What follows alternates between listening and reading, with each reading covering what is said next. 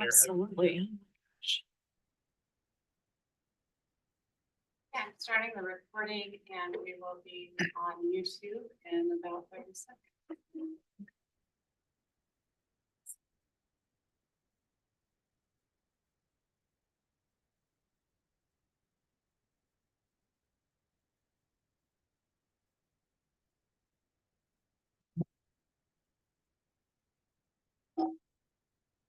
Well, welcome everyone. Depending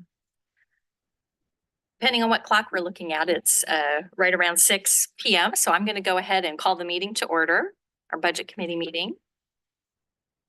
And welcome everyone. Nice to see so many great faces here from Coburg. Our city councilors, of course, are present, and then also our budget and finance audit committee. But officially, this is all of us combined are the budget committee for Coburg. Of course, I guess I'm supposed to read off that this is May 7th, 2024, and it's a Coburg Budget Committee meeting. And so, Sammy, would you please take roll call? Yes, we have Alan Wells is absent. Kathy Engelbretson. Here. John Lehman. Here. Claire Smith. Here. John Fox. Here. Linda Krager. Here. Elise Laundrie.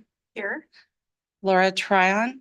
Here. Todd Waters. Here. Terry Dawson. Here. Jeffrey Malam is absent, and we do have a quorum. Thank you, Sammy. And I just wanted to remind everyone here that your microphones, make sure that if you do talk, that you talk into them, because we want people that might be listening or perhaps watching a recording later, if there is such a thing, to be able to hear us all. And if you just press you can see that if the green light's on, your microphone is on. So thank you. And so the next thing on the agenda is a welcome and introductions and process overview by our city administrator, Adam. Hi, thank you.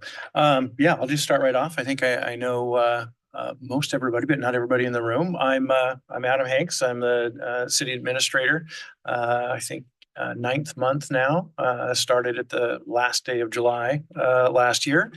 Yeah, and I just thought maybe for everyone's benefit, probably more mine than you all, a quick around the room, and I'm just kind of curious about how long everybody's been on the budget committee as maybe the little piece of info. And then after that, I thought I'd just go through what's in the packet, and then we can go on to the election of chair and vice chair, but just kind of an orientation of the packet itself, and then jump back onto the agenda. And then we'll get into the actual budget message after that business is handled. Also want to start with Sure. I think I've met everybody here before. My name is Greg Peck. I work as a finance director, and I've been here as of March 27th has been 1 year. So getting there, believe it or not, it went that fast. So, yeah, it's crazy. My name is Todd Waters. I've been on the budget committee 6 years, 7 years, somewhere in there. Sorry for not knowing the exact number, but six No, that's before context. 2020. I know that. Yeah, cool. John Fox, city councilor, and this would be my 12th budget committee with a 7-year interim break in between.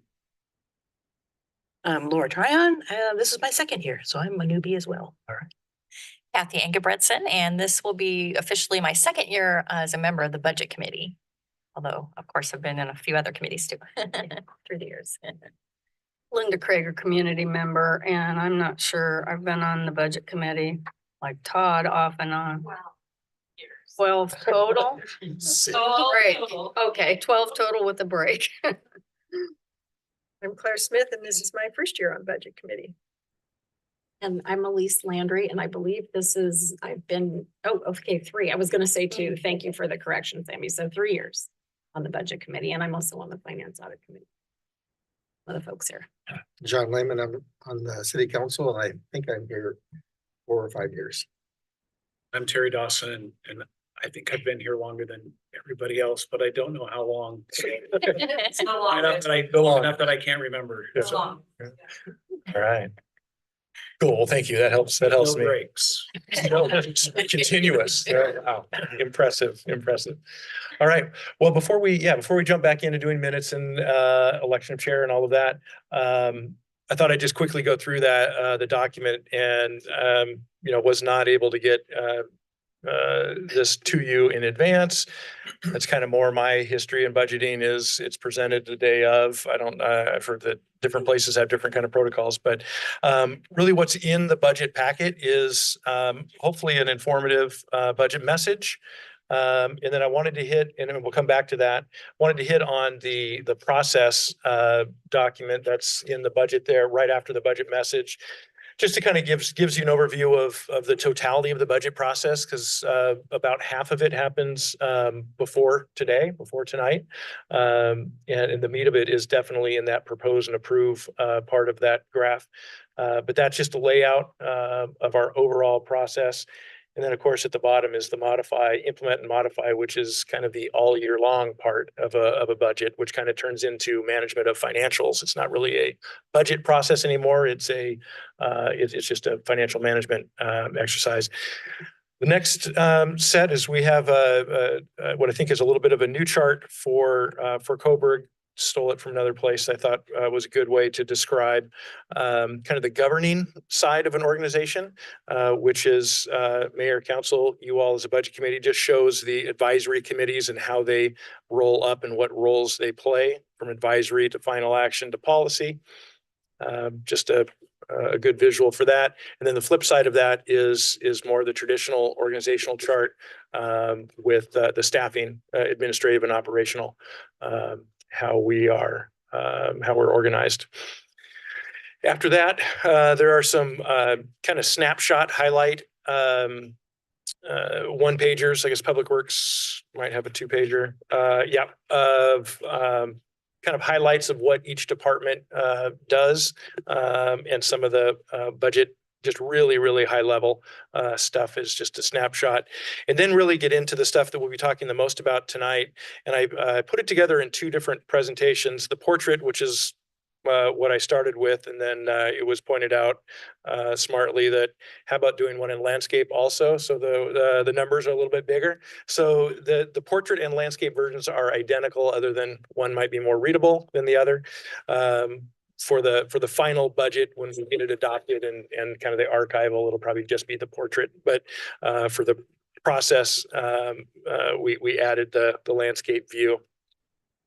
And that contains a couple citywide templates and views of the budget. And then it jumps into the fund presentations of each of them. And then it finishes up with the 2 departments that kind of have their costs and especially the people cost spread throughout the budget. So it gives a chance to kind of see the accumulated totals of both Public Works and administration, because it's kind of otherwise hard to see when they're split up amongst the funds. After that is kind of the guiding document for our workload and what we're working on, kind of from a higher level kind of goals and objectives standpoint. This is a document that the council and staff went through in the retreat in February and adopted it in March. So I keep referring to it as the framework. Probably hear me say the framework quite a bit. The goal is to kind of have the majority of the things that we are planning to work on, one way or another, held within these 20 objectives inside the framework in these 5 categories. Next steps in this is to parse this out, prioritize it, start putting some meat on the bones to what they all entail, what order we're going to do them in. And again, council would need to help us on prioritization, because while it's pared down to 20, they're broad. They have a lot underneath them. So there's a lot more than 1 year's worth of work there. But the goal is to have kind of anything we were talking about nest under one of these 20 objectives. And then we start fleshing it out. So that's kind of the marching orders from council collaboratively with staff from February and March. The next couple of pages are some kind of background property tax information, kind of a very interesting Measure 5, Measure 50 chart that talks about the real market value versus the actual taxable value, which we'll get to when we talk general fund and about how the challenges of every city in the state, their general funds being in some level of peril, because a lot to do with the property tax limitations.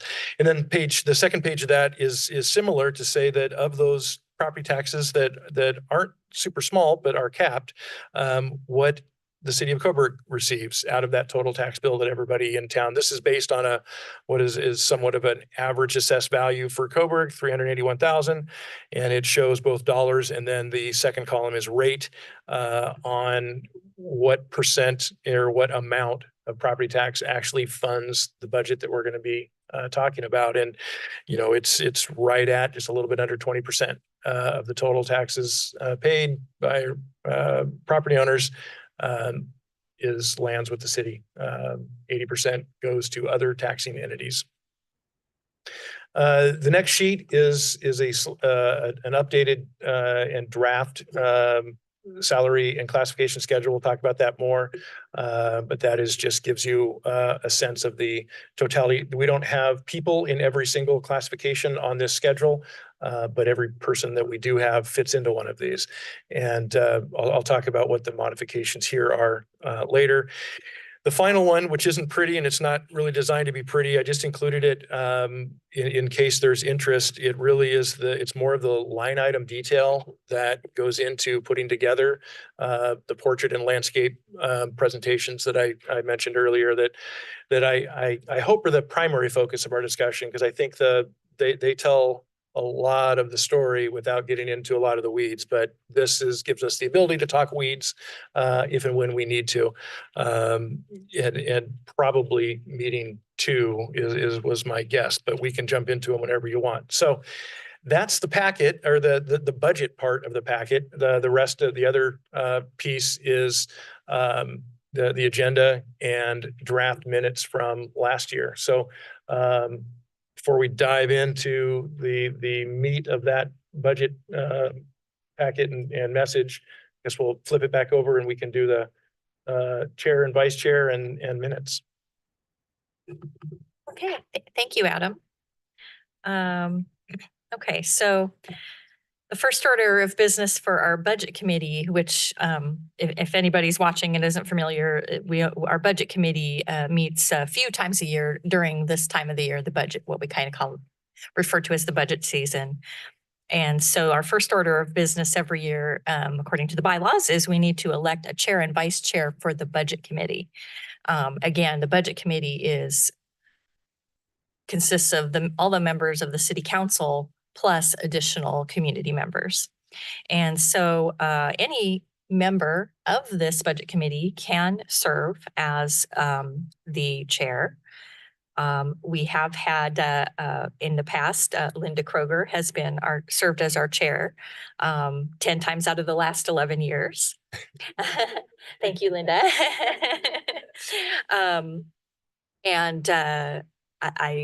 I understand that perhaps, Linda, you would be willing to serve as chair again. Is that accurate, or am I overstepping there? I'm always willing to help. Okay. I'm Yes. always willing to help, but it's also good for someone else to take that position. I won't be here forever. I don't think. Well, we hope for many more years, but And Mayor, I'd like to nominate Linda Krager for budget chair. I like consistency. Second. okay. Well, we've had a motion and a second.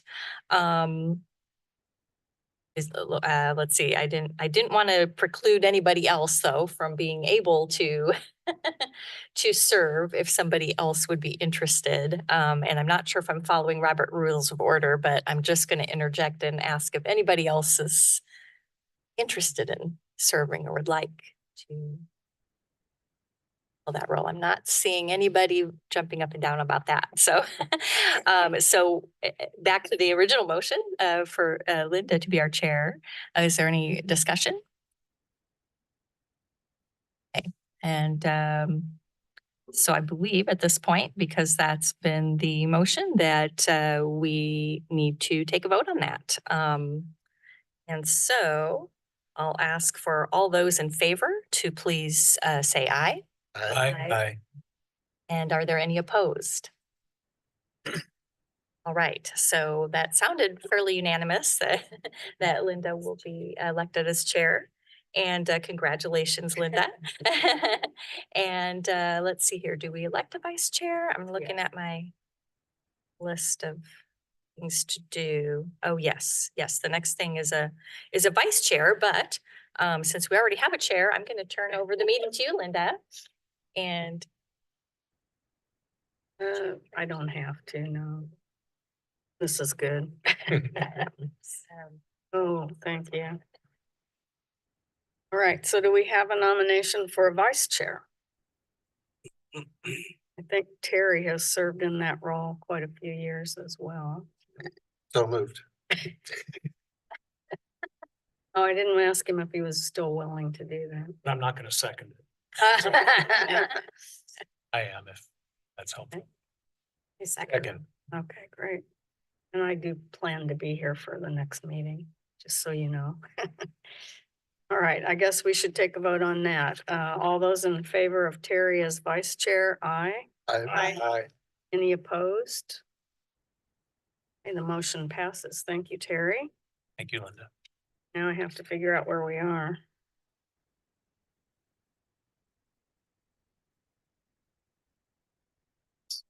I guess we're finished with that part.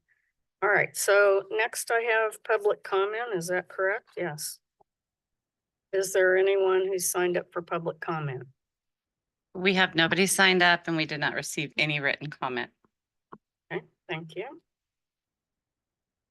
And next up then is the minutes. And I think we all got the minutes by email, correct?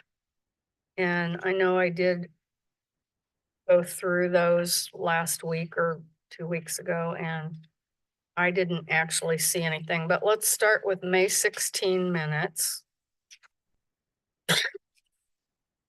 And have you all had a chance to look? And if so, did they look correct, or was anything noticed that might need correction before we approve them? Looked correct based on my recollection. I know it's always hard a year later.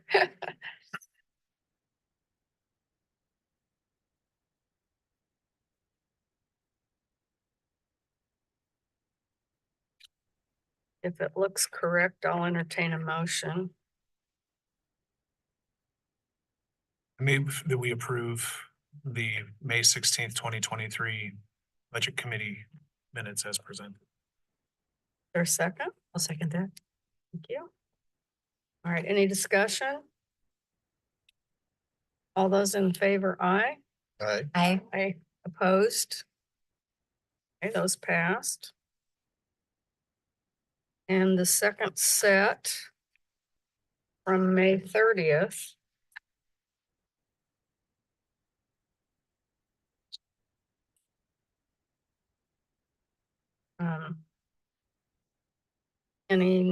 Anything noticed on those?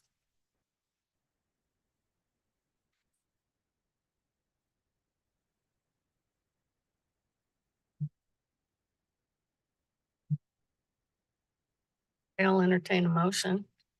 I motion to approve the May 30th. Thank you. Second? A second. Thank you. Any discussion? All those in favor, aye. Aye. Any opposed? Okay, those pass.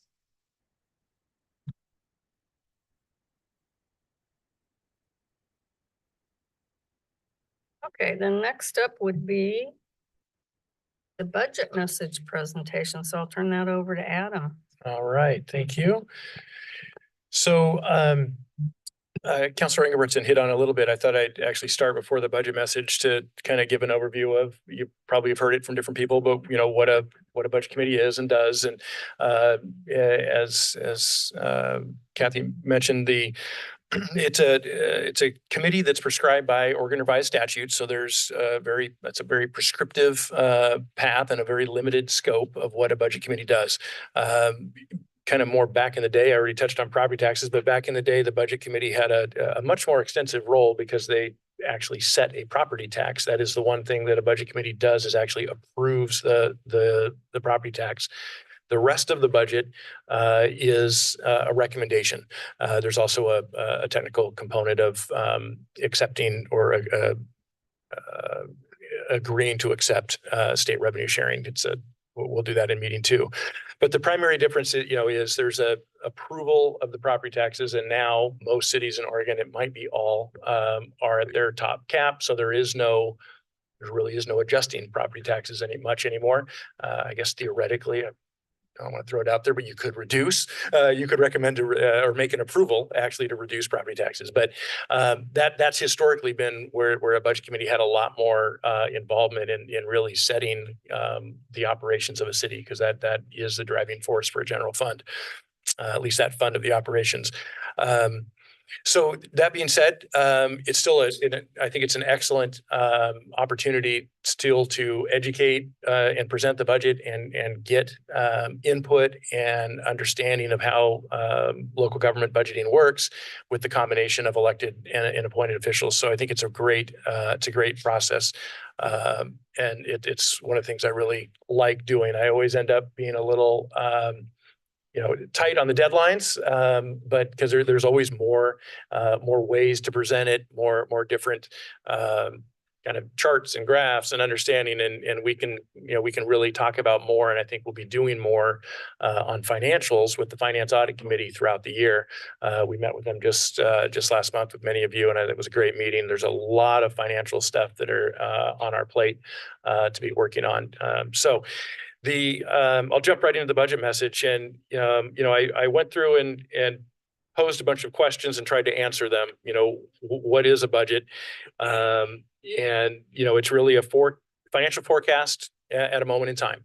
And the moment in time is usually about 3/4 of the way through the current fiscal year. So we have pretty good data to look at how the current year is going to end, which makes up our starting point for the budget that we're projecting and presenting here tonight.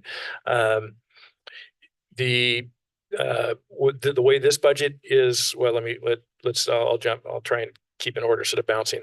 So, how is the budget used? Ultimately, the budget results in spending authority, appropriations, the level of appropriations that council ultimately, after the recommendation from the committee, that council approves, that then we as staff are authorized with a bunch of other legal requirements of contracts and, how all of the spending rules are. But it's the spending authority is established through the budget process by appropriations. And the appropriations levels we'll have in meeting 2 is at what level of the money buckets the appropriations are done in. They're not at individual line items. Siri jumped in. They're not at, the office supplies line item. If you go over by $5, you have a budget violation. It's at major categories. And that is, we've talked at Finance Audit about this budget, slightly changing the appropriations and actually splitting out capital from operations and maintenance in all of the funds, rather than it being together in a bigger bucket. I think it's helpful and useful for capital to be spread out. So we'll talk about that when we have the appropriations resolutions in front of you. But the budget is used throughout the year by staff to manage to maintain compliance with the appropriations and to ensure that everything, the service levels that we are putting forward, or the services that we provide to the community, we're doing at the same level that we have assured the community that we are. And doing the projects that we say we're going to be doing, and or come back and have adjustments to the budget through supplementals and that throughout the year. Supplementals in some places are looked at relatively negatively, oh, you messed up. I don't see them that way. I think it's pretty common to do supplementals in my history. Getting a grant that you didn't anticipate would be a really positive supplemental to bring to council. You recognize that new revenue and then the new expenditure of what you're planning to use the grant for. So it's just an example of a supplemental budget that I think is a positive. All of them I think are positives because you're wanting to real time adjust and correct for the conditions that you run into during the year, because this is a forecast. We have lots of things, even just today, that come up that Brian behind us dealt with that you can't predict, and that's the nature of the business. And sometimes big expensive things break, and sometimes it's relatively small things that break. But anyway, that just wanted to talk about how the budget's used real quick. I'll talk about how it's assembled here in a minute, but the assumptions that were used to develop the numbers here on page 2 of the budget message, I have a bullet list of a few. And a key part of this budget is recognizing and keeping pace with staffing costs and not getting too far out of whack with the regional marketplace. As a small operation, as a small budget municipality, we're always challenged in keeping up with the public sector workforce salaries in the region, and always run the risk of somebody getting some great experience here and moving on to another spot. And that happens everywhere. And some of that's inevitable. We can't hang our head for it. I think we've got a great we've done a great job in a lot of non-monetary aspects that help with retention. And we are at a spot that we've built in an indexed 3.3% wage adjustment, cost of living wage adjustment, which is applied to our salary schedule, which keeps that salary schedule from getting old and stale and further strain from what the market conditions are out there. So that is from a statewide perspective, 3.3 is the predominant. This is an index that many cities use. Not all cities use indexes. A lot of cities have union bargaining requirements and responsibilities, so they'll use 5 different indexes. Each bargaining group will have a different index that they've agreed to and have different minimums and maximums. This is in my looking through with other city managers and on our listservs, 3.3 has been really the standard for this year. There are some at 4 and 6. I have seen 0 so far that are less. It is, I think everyone is a little behind and is fighting for resources, and staffing resources really, the engine for this organization to get anything done is through our 17.4 staff positions. People and capital drive this budget. Just as a quick note, that's the overwhelming cost centers that we have here in the budget. So keeping down the assumptions, healthcare, it's roughly 8%. It's different based on each individual employee's particular status and what they utilize. And city employees do pay 5% currently of that premium. The rest of the insurance, we're seeing, I just met with them last week, we're seeing an increase of approximately 10%. Different components of the insurance are up and down, but the overall is looking to be around 10%. A little bonus there. We have a fabulous cybersecurity insurance policy that I don't know that we could get again if we didn't have it for renewal. So whomever, I assume, Ann did some good research and was able to obtain a really, I think, a top-notch cybersecurity insurance that also isn't increasing very much this year. But just a quick side note, when I first read it, when I going through things, I was very impressed, and that's super important. We've done a lot of work on cybersecurity that and just out of nowhere cripple an organization. And in a way, it's almost more likely to happen in smaller jurisdictions than the big jurisdictions. So we do a lot of work as a team, as a management team, and as an all staff, and with our partnership with LCOG. So an aside on that insurance package there. Infrastructure projects, we are whatever the last engineer's estimate is every year from that date, We're adding 10% to the project. Sometimes that's not enough. Even then, when we go out to bid, it's even more than the 10% annual increase. But when we get closer to most projects, we have the engineers do a revised engineer's estimate before we go out to bid. But for planning purposes, we base a 10% a year. Electric utility charges, I included that in there, increase of 7%. I've heard rumors of much more. We for most of our operations, it's EPUD. Pacific Power, I think, is going for substantially higher increase through PUC right now. But EPUD is, I think, holding theirs a little bit down.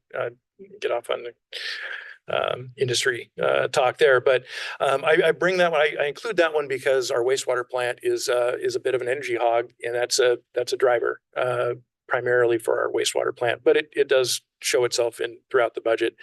And then we've estimated property tax revenues of 3.8%. 3.5 is the minimum. It's kind of a crapshoot how much you look at new valuation in addition to the mandatory capped increases.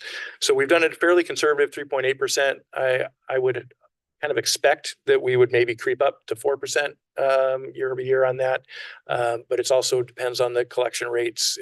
The county collects and we all share in the lates. And there's quite a bit of calculation that goes into the kind of the net of what we think we'll get. But that is increasing. It would be better if it increased, 6 or 8% annually, but it will not. It will rare to have it go beyond 4 in any community. Communities with super high growth may see, greater than 4% a year, but our level of growth, we think that's a reasonable number. So jump into kind of how the budget's organized, and I went through kind of the two, I don't know, whichever view you want, the landscape or portrait, but all presentations have fiscal year 2023 on the far left, actuals. Fiscal year 24 is the current year we're in. So we have end of year estimates. We have actuals through March. And then the rest of those are estimates that all department heads went and exercised and mapped out what do they see coming for the final 3 months of each of their operational budgets. And then Brian and I went through with our engineer about what are our projects, how much spend is happening on the active projects by June 30 versus into the next year. Those are always challenging, but they do catch themselves. Whatever, if we're wrong on that, they adjust into July. But that helps us in coming up with our initial carry forward for our beginning fund balance to do all of our budgeting on. So the budget that we're looking at and talking the most about tonight and meeting 2 at the end of the month is the fiscal year 25 budget. That is the one that will actually have the resolution for appropriations and approved spending. And then the 3 years to the right of the proposed budget are projected budgets. And I think it's really good work that had been done in prior years here to have 5-year projections. I took a little liberties and shrunk it to 3. I think when you're out at the 4 and 5 year model, those are quite challenging to estimate based on capital and just market conditions. So we've gone out 3, and even with those 3, there's a lot of variability within the 3 on capital, primarily capital, where we can pretty well estimate a lot of our fixed revenues and expenses are fairly fixed, but capital can swing these budgets considerably. So that's the layout on every projection. Flip back to the message. I might have, and then each of the rest of the budget message after my prompting of questions and answers goes through the funds. And well, let's see. Yeah, the budgets. Excuse me. I'll slow down here a moment. The landscape, aside from the columns. The presentations of each of those, we have 2 citywides. I think I mentioned this at the top of the meeting, and then 4 fund summaries, and then 2 department summaries. So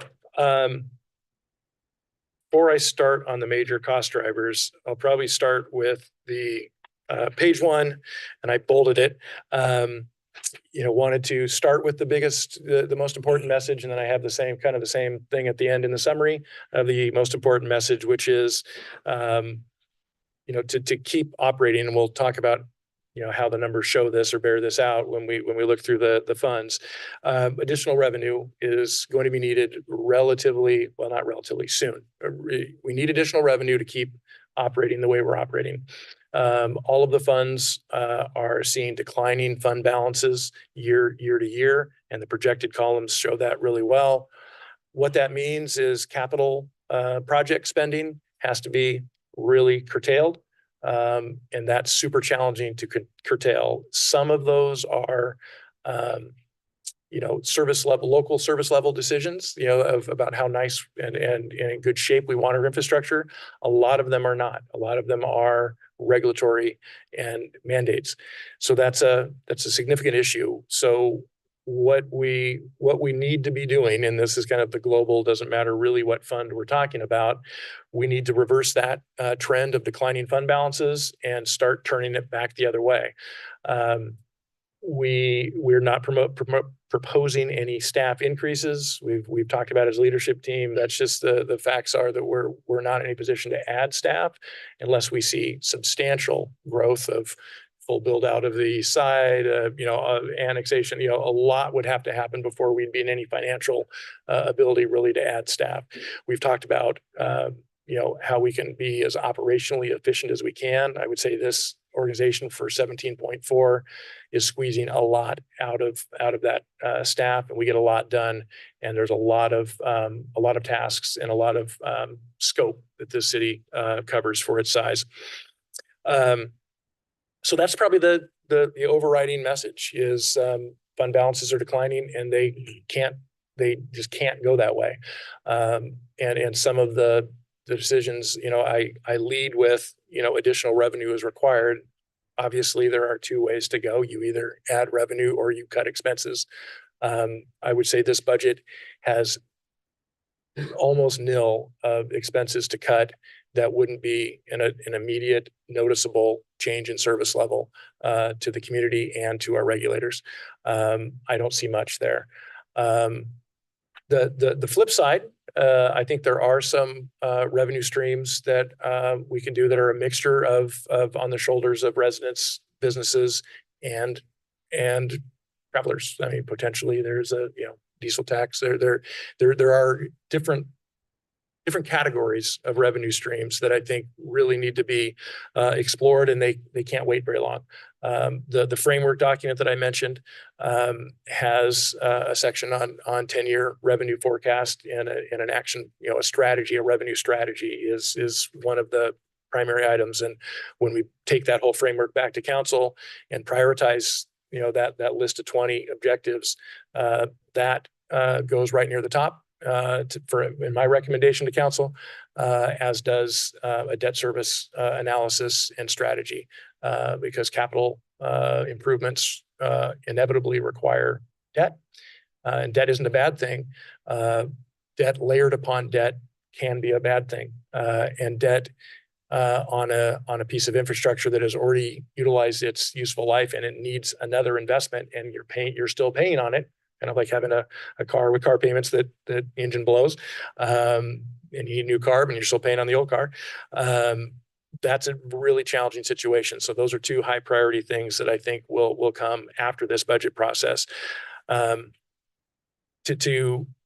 kind of offset the bolded statement I made at the beginning is, it's the paragraph ahead of it. The financial status right now is stable. This budget meets all needs. It maintains service levels. It keeps the capital projects rolling. Extensive capital projects this community has undertaken, and the team has done an excellent job, I think, over the past 5-7+ years of doing a lot of capital project work and found money, found ways to accomplish it that I think is impressive. We're kind of finishing that. We're on the downhill slope of finishing that capital and needing to take as much of a capital pause as we legally and smartly can to reverse the fund balances and come up with new strategies for how to fund it. And I think it's very doable. It isn't a doom and gloom at all. We talked as a staff. This is a kind of a reality conversation, not an oh we're toast conversation. I think there are strategies and ways to move ourselves in the right direction. And I think I put somewhere in here, there's financial stability, then the next step, financial sustainability, and then financial resiliency. And those are the stages you want to try and progress yourself through. And the far end of financial resiliency is an actual reserve fund, beyond just strong ending fund balances that meet the targets that you're setting. It's actual reserve funds and things that can withstand, major unforeseen economic swings.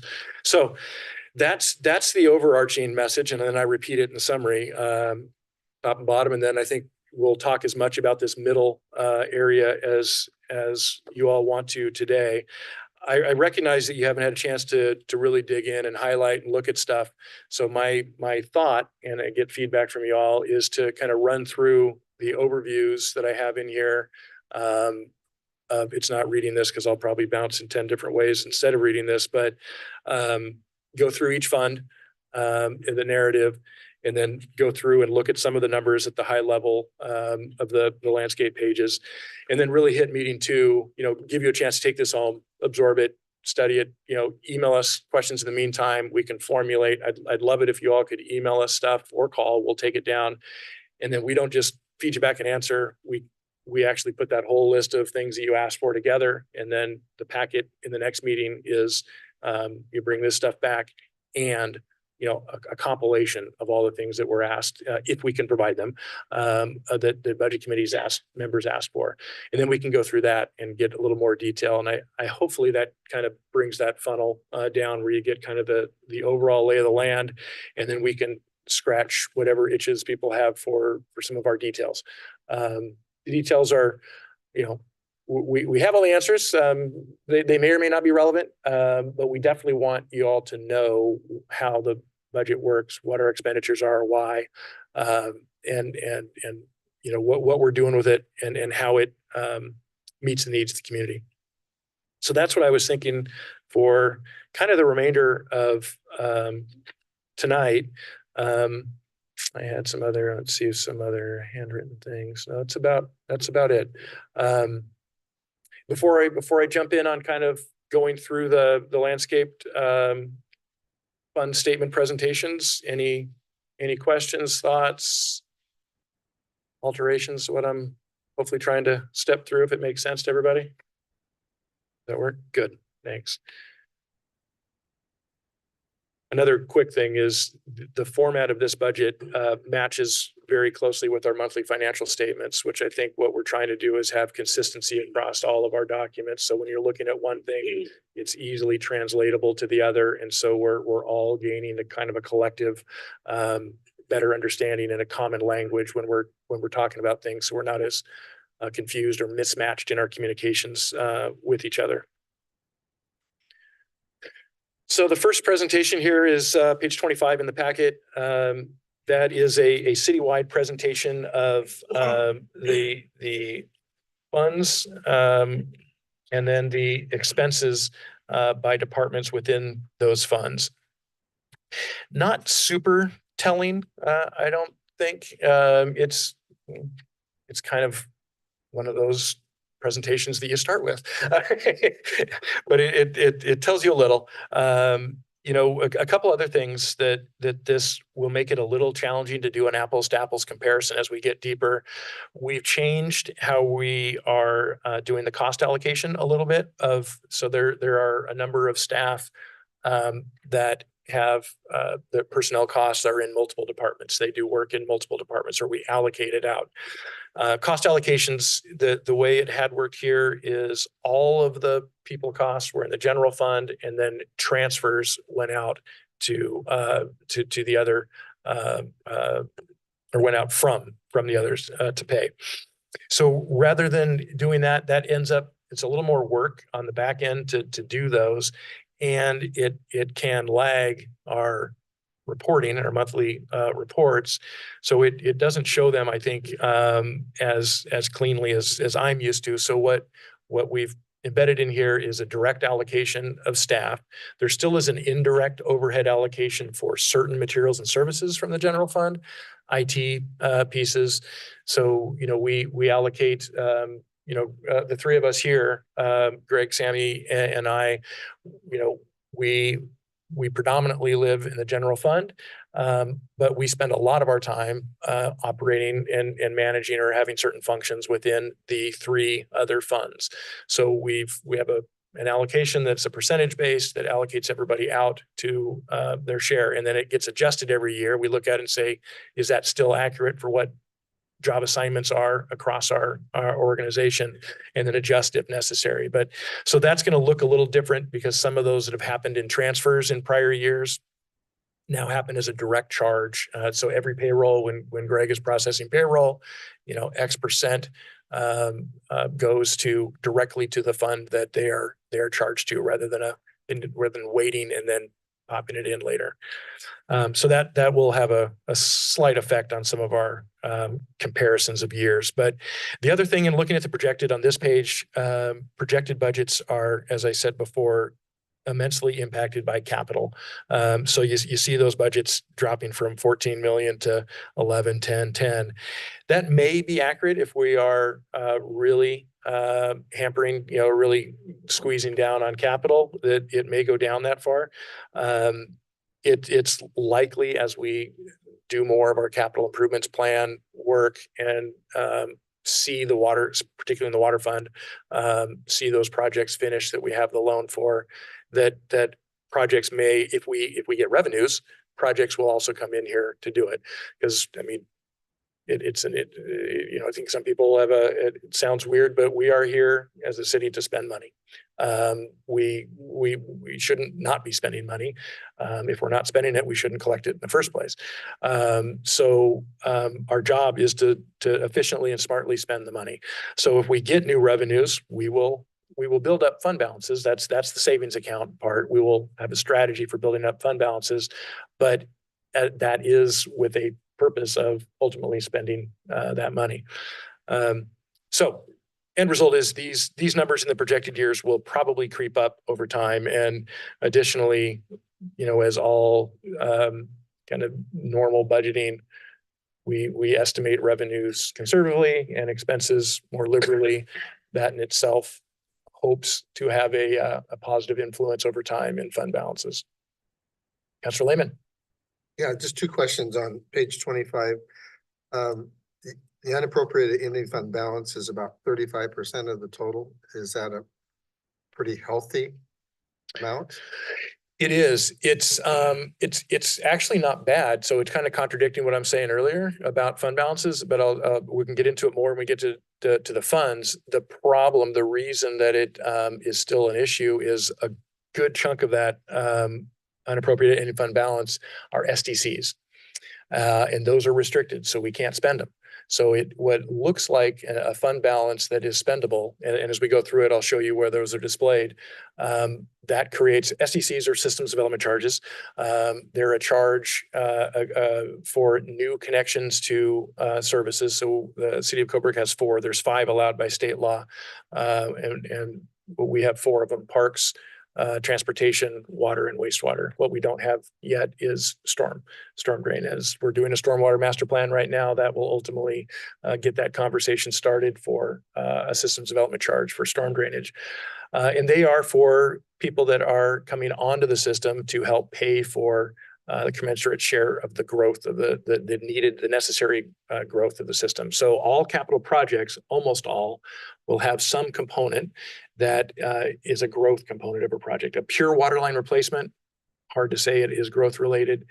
SCCs can't be used for it. A new park and a new subdivision has a high growth component that can be applied to it. So SCCs could be utilized there. So long answer to your question is, it's its ratio generically is not bad at all. The problem is those numbers have a high amount of SDCs embedded within them. And we'll go through that next in the funds. The second question, in 2026, we're a little less than 2 million less budget. 2027, a little more than 2 million less, and 2028, a little bit closer to 3 million. Capital. And on that, Capital, yeah.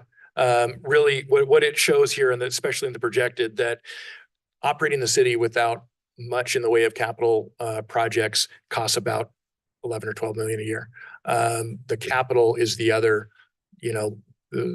up to, in prior years can be 2 to 4, 2 to 5 million. So these really, the further out you go, the more the projections are very simplified. They're extrapolated 3 to 5% increases in various line items that are rolled up and put forward. They're not necessarily, they're not real world tested because they're 3 to 5 years out. a shrinking general fund over the next few years. We do, yeah. We can really look at the fund. It is, I wouldn't say the general fund is shrinking.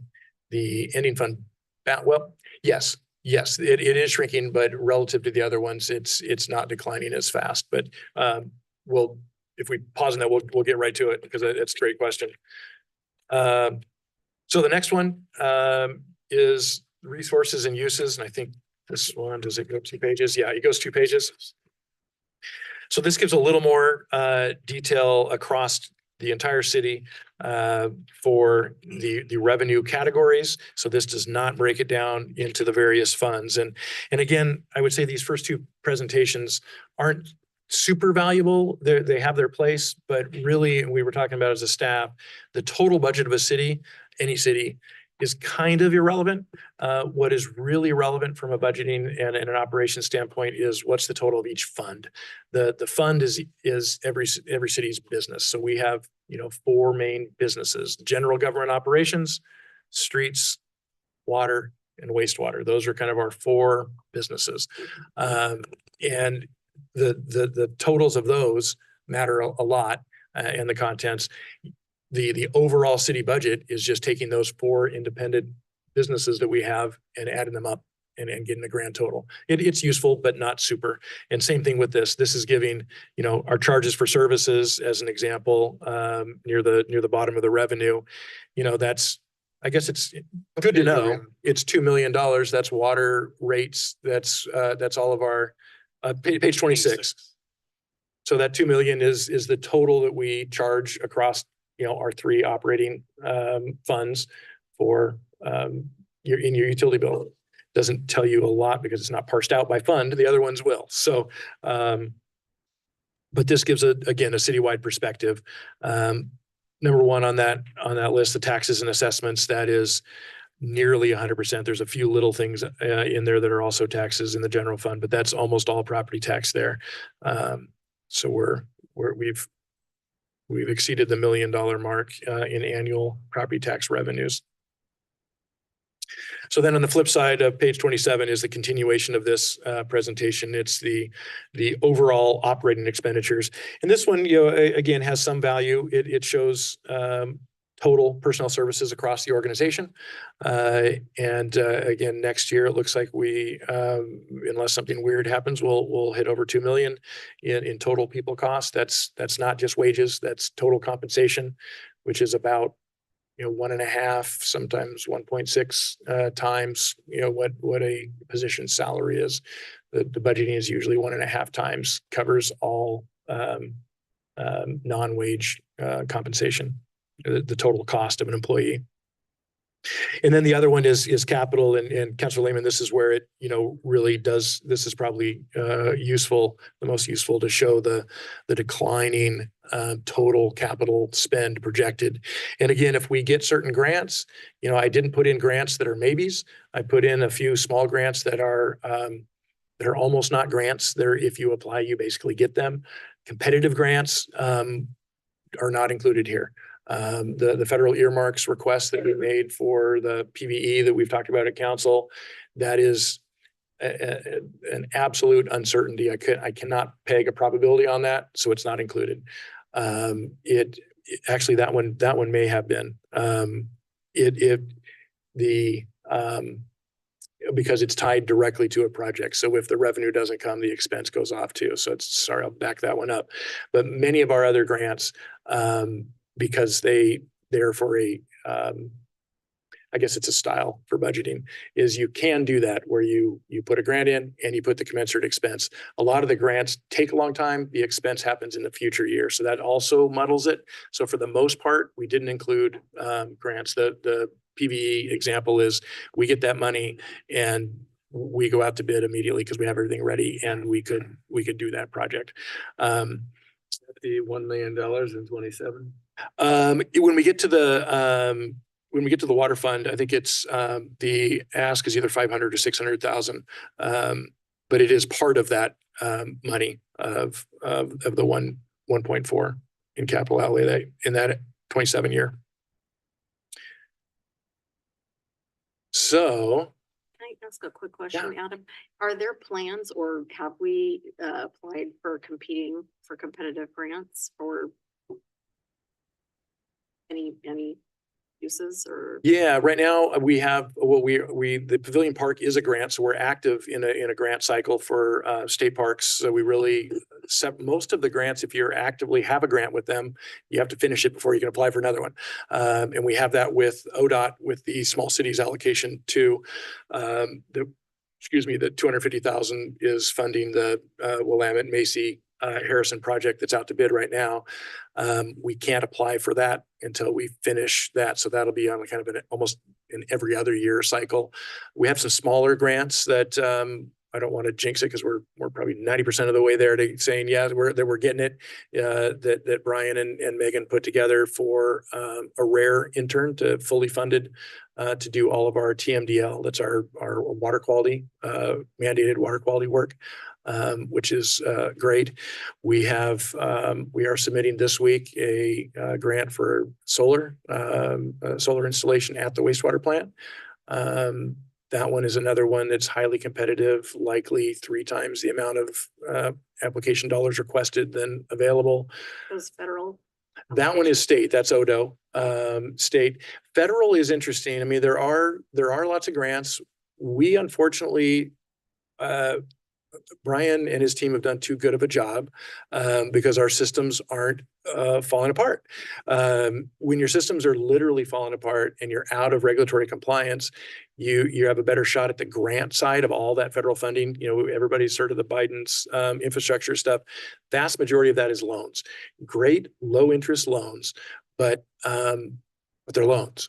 The grant side of those are going. I was on a Zoom and they showed some projects that got grant funds, and it was it was stuff like, whoa, I didn't realize sewer systems in the United States were that bad still. I mean, they're really, really bad, and that's where the grants are going. And so we're likely when we can get a grant that kind of buys down the loan a little bit. Forgivable is what they're really not grants. They call them forgivable loans that covers a portion. But there's very few that are competitive grants that we're anywhere near eligible for that don't have a high match or aren't comboed with loans. Yep. But we're, and one of the other parts of that framework document and what we've talked about as staff is, we really need to be strategic about what we go for. And it's a common thing there's lots of grant opportunities. They're way more work than everyone thinks to put together. And we really what we want to do with our capital improvements plan is take at least the first few years of the ones that are closer to shovel ready or that have some plans done, is actually index them also. We index them for what fiscal year, what fund they're in, all that stuff. We want to index them as well for what are their 3 or 4 main things that they're accomplishing. Does the project have any environmental protection values? Well, there's, if we see an environmentally focused grant for infrastructure, then we could scan our CIP and go, okay, this one has that element, let's shift and move and try and do that. So the goal would be to use our master list, our CIP, to try and kind of pre-sort for things. So when we see those grant opportunities come up, we only apply for the ones that we think we're at the 50% plus probability range for them. And that's still a guess sometimes, but if there's some that are relatively easy, there are weird ones that end up being relatively easy. You throw an application in anyway and see what happens. So I'm not saying we won't go for things, but I think it's really easy to go for too many, and you spread yourself too thin, and you really you're trying to package a project that just doesn't fit the grant, and that's challenging. But external funds, are definitely, that's a category when we talk about capital. There is no way to do the level of capital that any city needs to do purely on the backs of rates, especially with, a small denominator communities. We have 620, 630 accounts, something like that. That's a pretty small number of accounts to do the simple math about a $3 million seismic rehab that needs to happen to the water tanks. Take 3 million by 620 something customers. That's rough, and rates would skyrocket. So there's a natural hazards mitigation grant that we do think we have a high probability for, and we got a lot of the information last year. A lot of them you start with getting oriented to it and go through kind of preliminaries one year, and you go, wow, we're not ready. We don't have all of our ducks in a row, because it requires letters of support from other agencies. It requires a lot of things that you just can't whip up. So getting exposure to grant opportunities in an earlier cycle, and then executing on them the following year when we can plan, is really what we're doing with that BRIC grant. And that one's through the county. So then there's a second gatekeeper. Do we make the regional list to even make it into the pool? So it's hard, but it's necessary. And it's necessary for every city. I sit on we just had our last meeting this morning. I sit on a state League of Oregon Cities Water and Wastewater Infrastructure Policy Committee, and trying to make the recommendations for the League of Oregon Cities legislative ask when they go to the full session. So there's 30 or so of us. They're a combination of mayors, councilors, public works directors, city managers, that are, infrastructure funding was by far number one on the list in the water wastewater. Certification for operators is actually higher than you might think. It's a really big industry concern. We have the certs we need with our staff, and that's in here. But as we grow and develop, our certification requirements might change, and there are not many people in that industry these days. But number one was infrastructure funding for water and wastewater. The strategies to do that, are really mostly currently tied to housing production. That's where the funding is for water and wastewater infrastructure. Without having a whole lot of buildable lands, for us, we really can't make much of a solid pitch that our infrastructure funding is going to any level of housing that they're looking for in the statewide production. And probably that's an okay thing community wise, because otherwise you're talking about a lot of housing, which brings up other issues. So we can jump into general fund if we want. Again, the proposed, this is just a little more detail that what's inside of the general fund. You can see it on the expenditure list better. We have general administration, which part of us stays here and part of us, as I mentioned, gets costed out to other departments. That's why you see that drop between the end of year 24 estimates and the FY25 proposed. That's a result directly of, there's really functionally no change in administration. What it's showing is just a movement that it's being direct charged to the other funds rather than all living here and then being transferred. So just an accounting function. And I guess Councilor Lehman, that addresses a little bit one of your questions as well, is that does reduce the overall budget, because when you're transferring, it's double accounting. It's additive. It's not spending any more money, but it's from an accounting perspective, when you charge it somewhere and then you transfer it to do it over there, the journal entries add up. So it does, just by that fact, reduce the budget, overall budget a little bit, just from an accounting procedures. But But within the general fund, and again, it's the general government, every city in Oregon has a general fund. We have administration, facilities, which is primarily this building, but a few other things.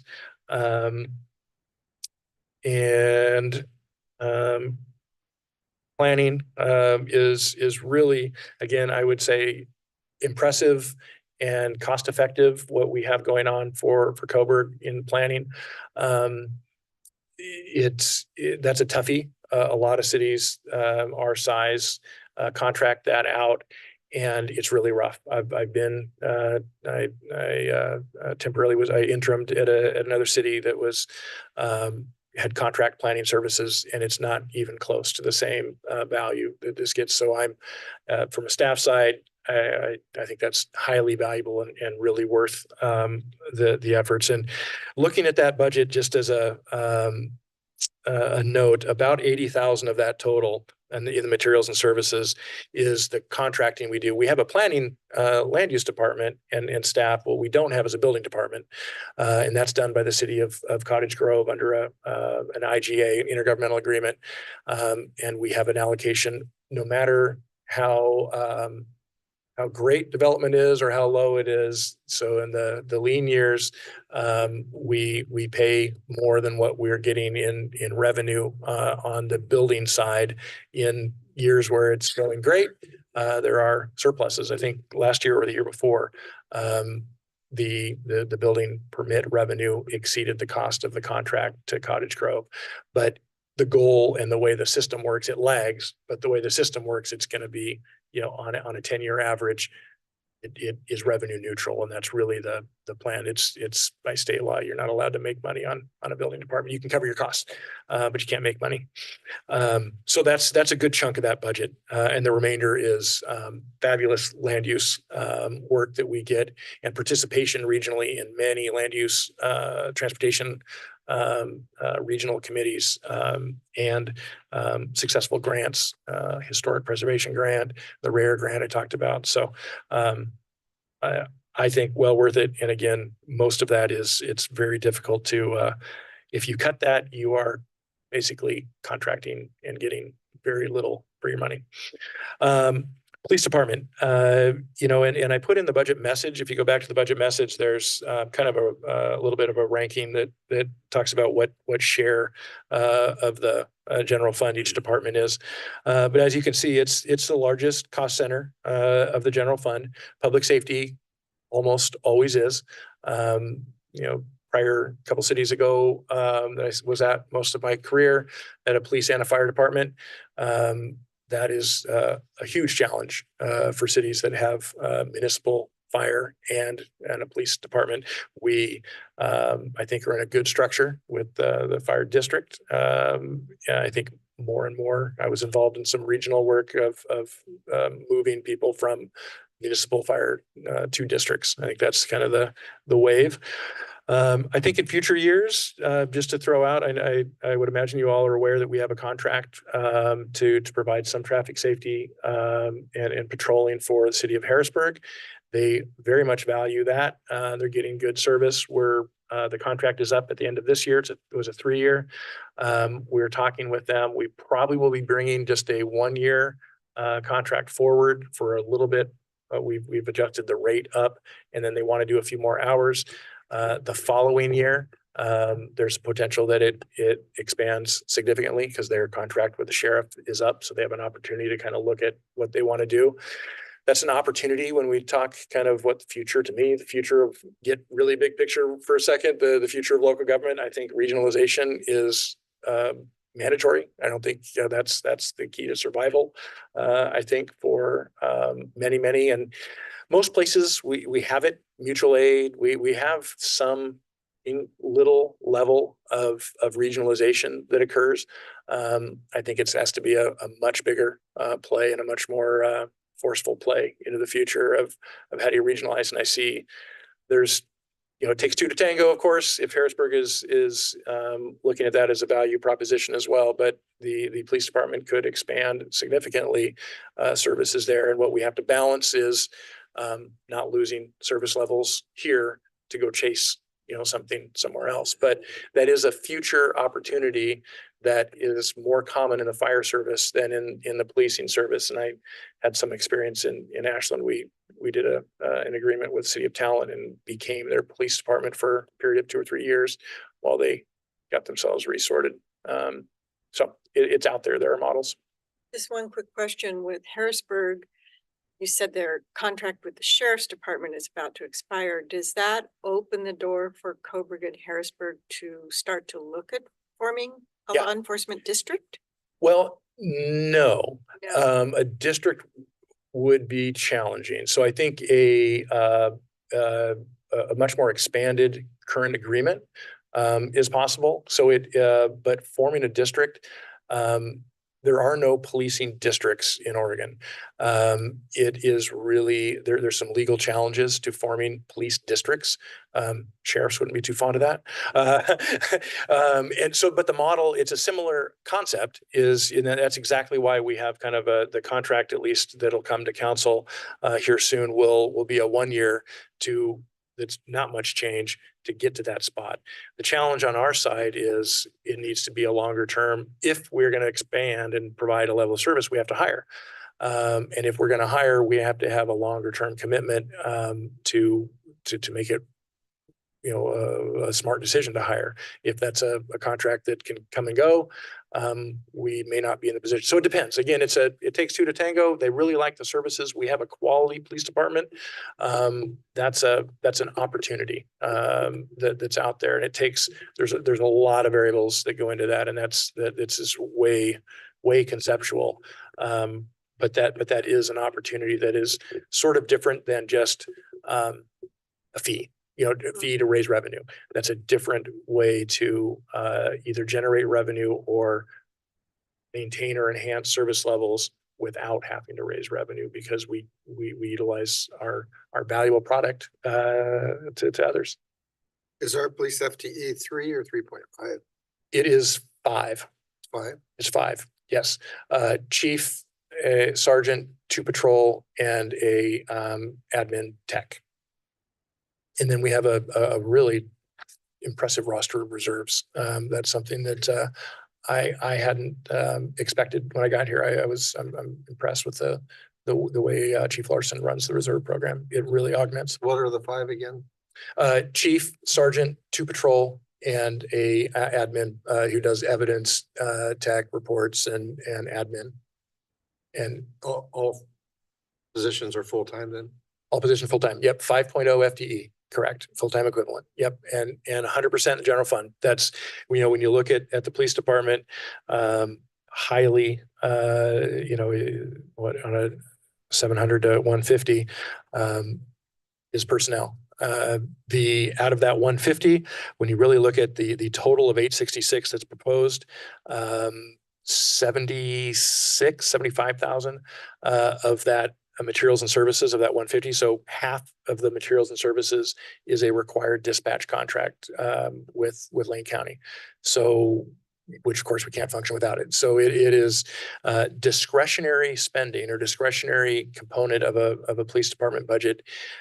Not uncommon. When I was in Ashland, it was under 10%. That's discretionary.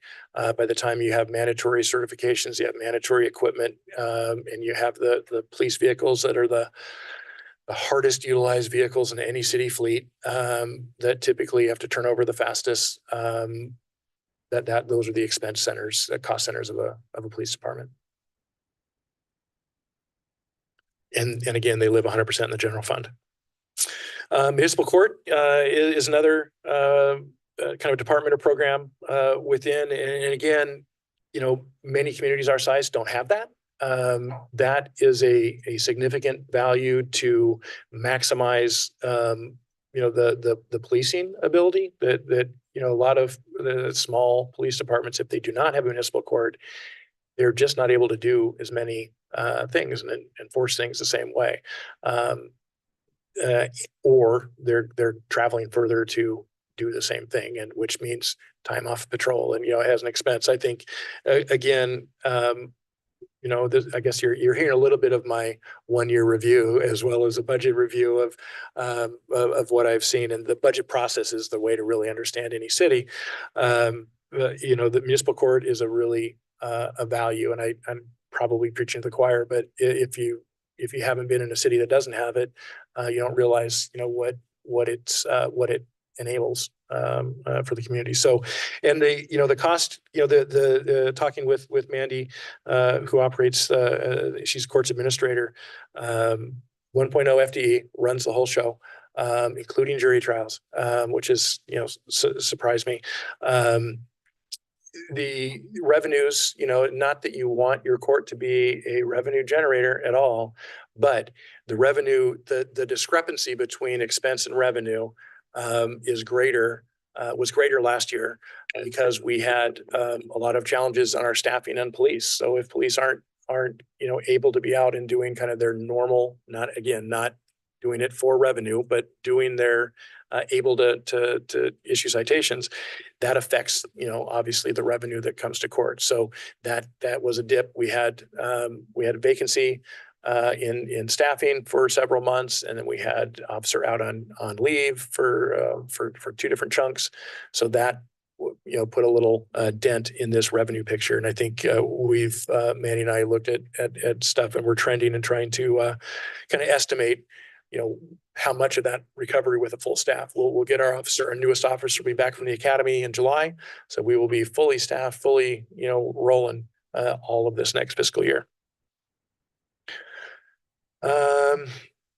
Economic development, very small. As you see, there was a staff position in there. If you look at the far left column, that has ceased, kind of a planned ceasing of that, and moving the economic development programming kind of over to Coburg Main Street.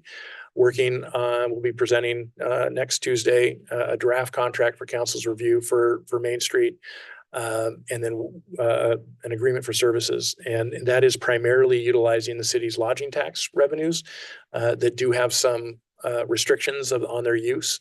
And the Main Street contract meets those because they're doing tourism related functions. And then the reporting will be the thing to ensure we have compliance for those kind of use of funds.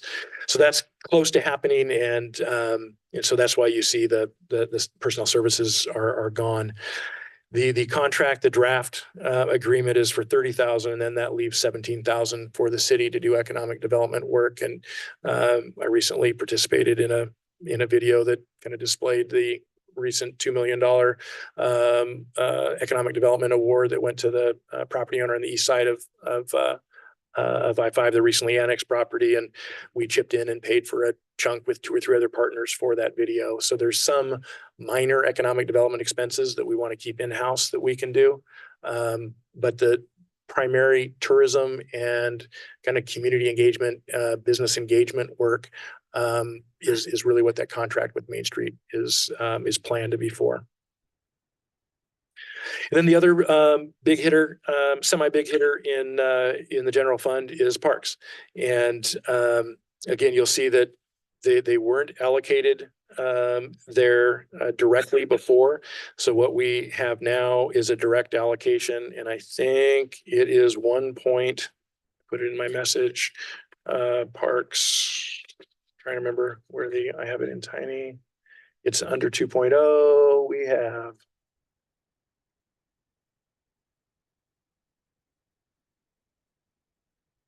missing it right there.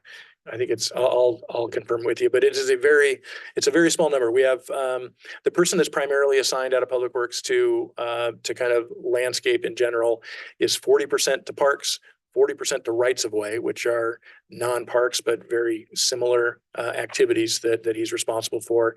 And then 10% to water and 10% to wastewater, because inevitably with a small team, they have to back each other up. So the other 3 crew, just while I'm at it, are 70% to their primary. They all have different certifications and different assignments. So we have some that are 70% to sewer, and then 10 to parks, 10 to streets, and 10 to wastewater. So there's 3 of them that are 70, 10, 10, 10. And then the other person is split 40, 10, 10. So that's kind of the allocation and the way that Brian manages them. And we switched to that.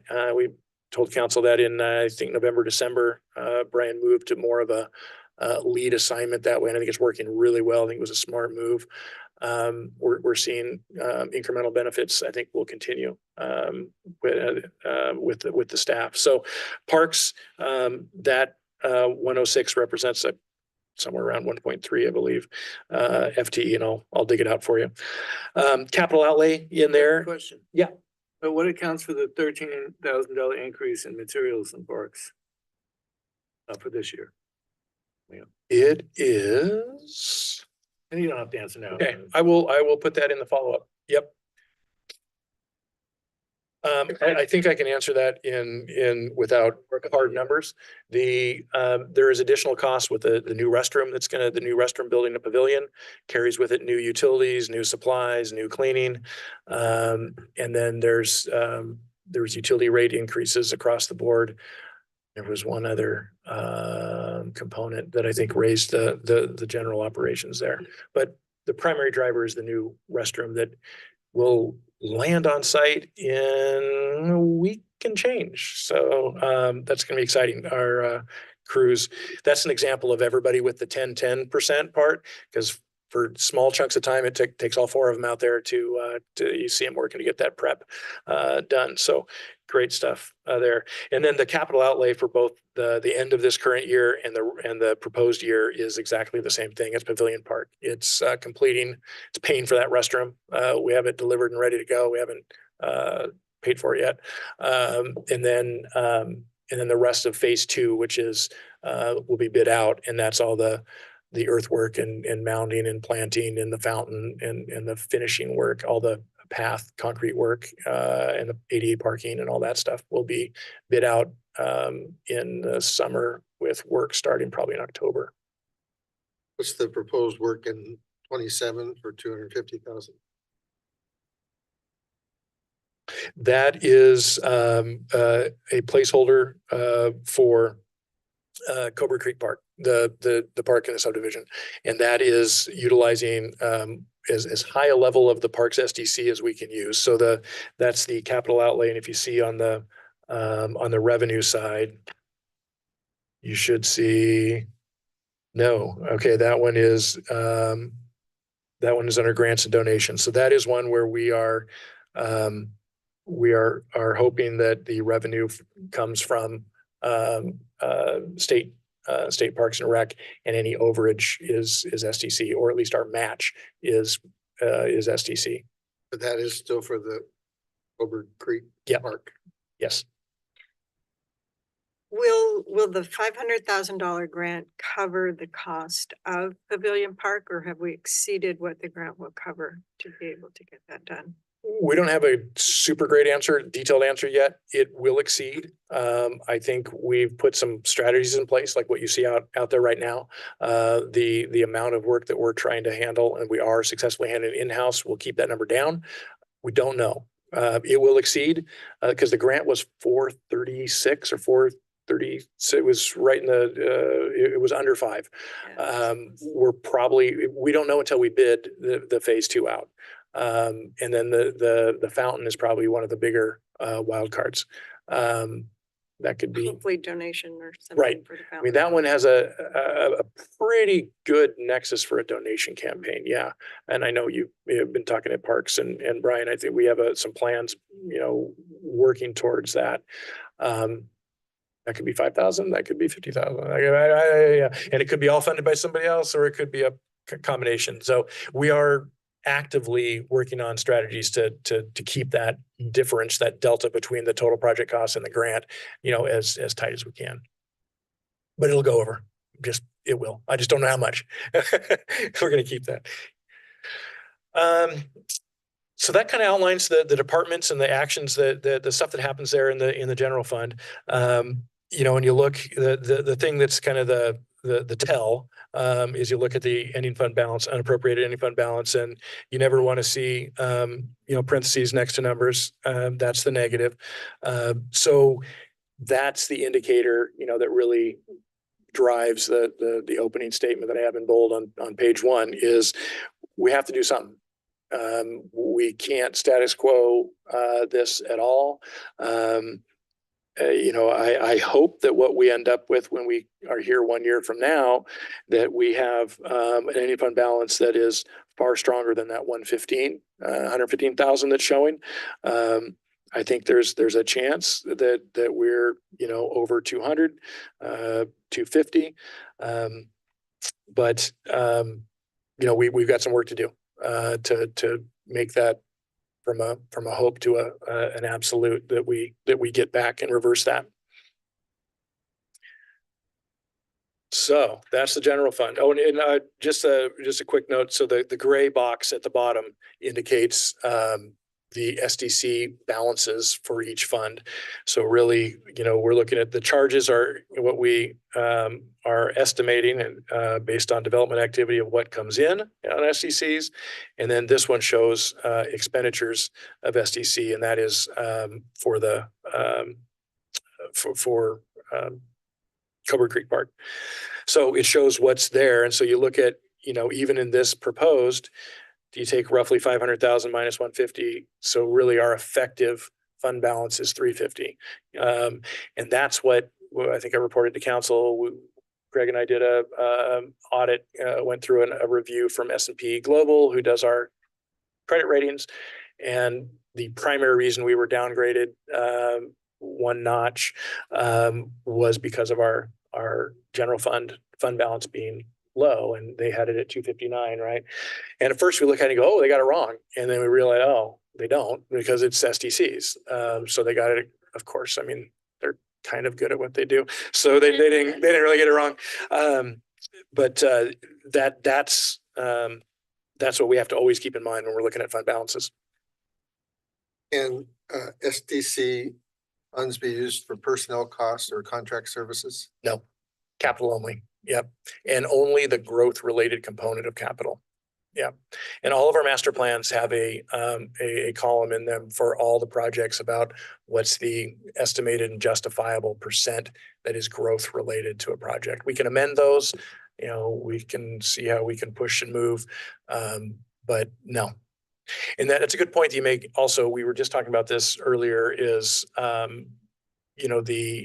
there really is no such thing that are grants grants and loans are for capital. Nobody has any money for operations. That is what we have to do here. At 100% bare minimum, we have to fund our operations. Capital is a combination of things. We can use our own funds to pay for debt service, but you can't layer too many pieces of debt per fund. So that's our kind of immediate inherent challenge. And that's why I say it's stable this year, is because we are doing that. We're doing that semi-comfortably. But what we're seeing is we're not able to do any capital after this stuff tapers off. So that's where it goes from stable to non if we don't do something. So we rip through streets.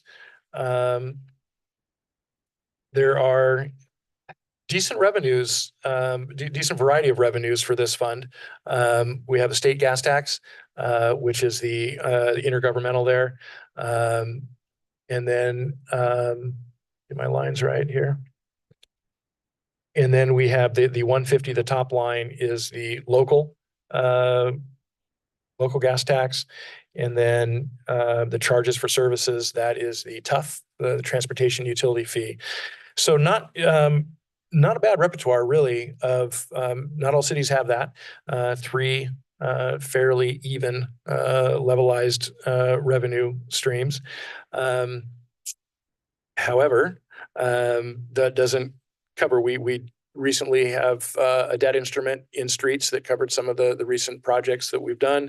We have some funds this year. This is one of those weird regional grants that we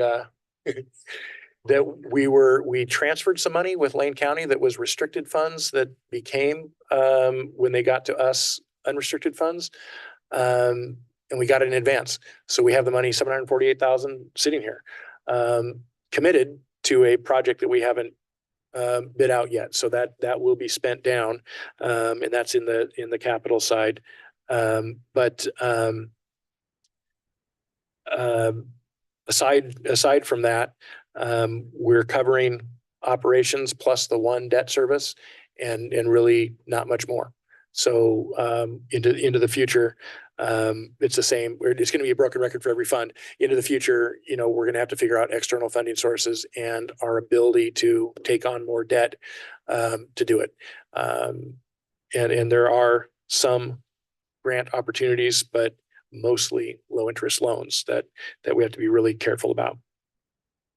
And this, the operational budget here, again, it's stable, but the crack seal and seal coat work that keeps the good streets from deteriorating as fast, we're losing our ability to maintain the schedule that Brian needs, that matches our pavement management plan to keep those up. And that's a concern on the operations and maintenance side, because that's not even capital. That's extensive operations and maintenance that really is like capital, because it's buying years of life of an existing piece of infrastructure. So that's another piece to address. And again, there are revenue streams that I think we'll need to be talking about with council.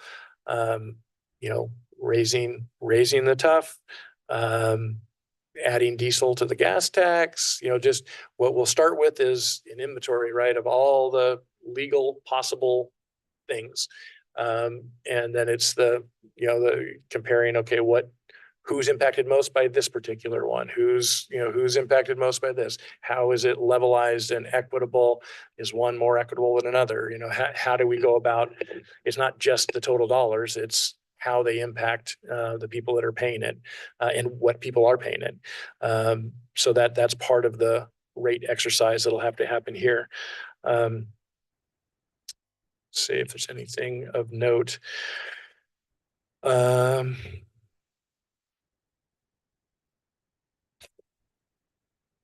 Yeah, capital declines quickly. We have $1 million, in this year, and that's predominantly that money that we already have sitting in the bank. That's $748,000 plus another project, and then we have the opportunity for the ODOT SCA loan in 27, and that one is or not a loan, it's grant, and that one is one that is fairly predictable. It's a high probability type grant as long as we're eligible and have finished the prior one. So the thing that, you can see it quickly, it doesn't take even till 26 to be in the negative, and the SDC's balance on this thing is big.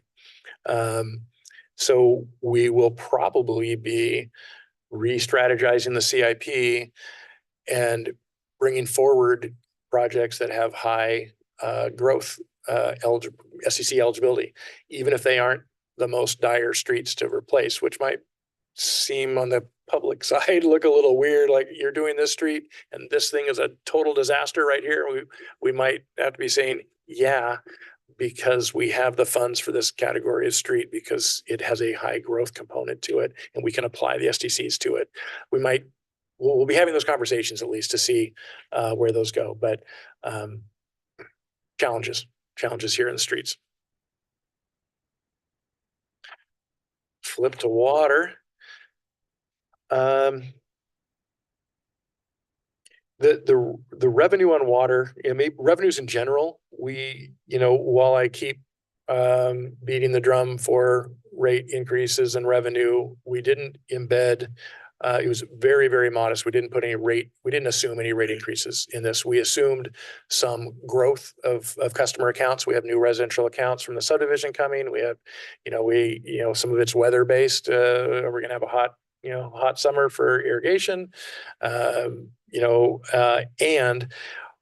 what I'm hopeful for in most of these funds is that the council conversation ends up with some level of new rate revenue by January 1, because as you look at the street fund, particularly, it's right upon us in 26 that it's negative.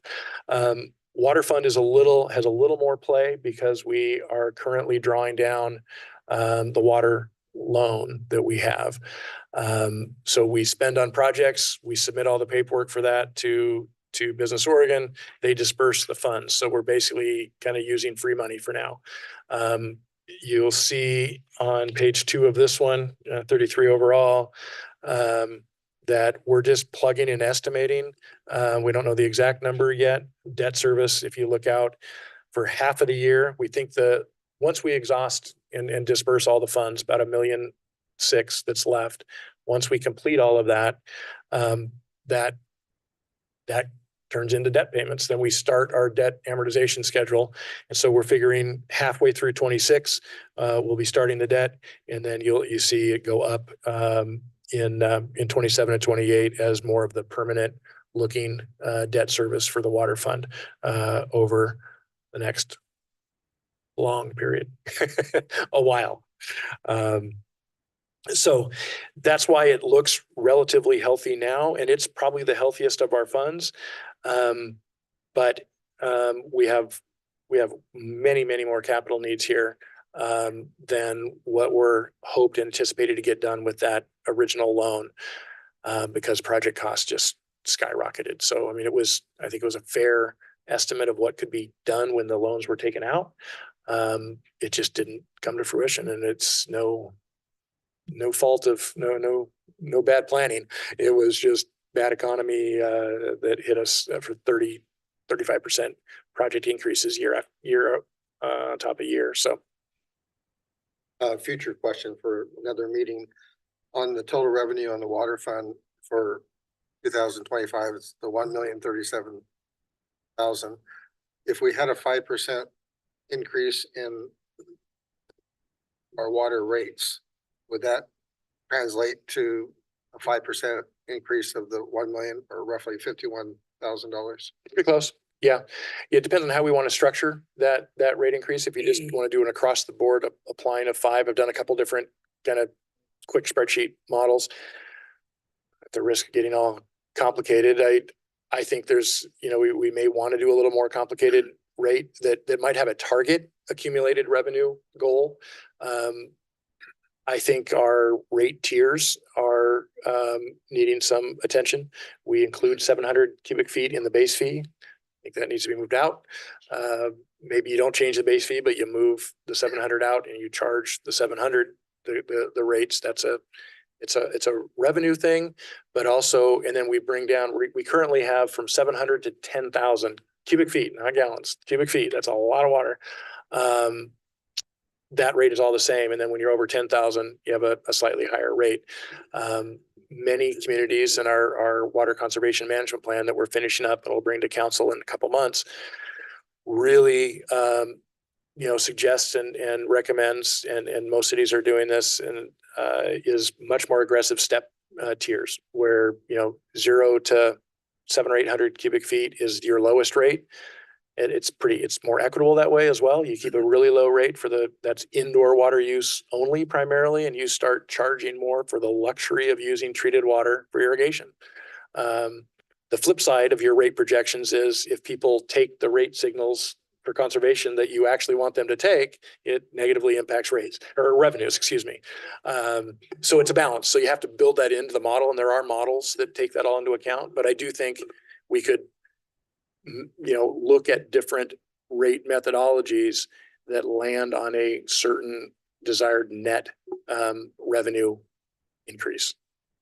So with the new users on the east side of the freeway, the RV campground, are revenues still going down from what it was in 23? These, I kind of purposely didn't, Brian and I and the whole team kind of looked at these and, how aggressive or do we want to look? And I was a little surprised with, hard to know why the end of year estimates in 24 are a decent decline.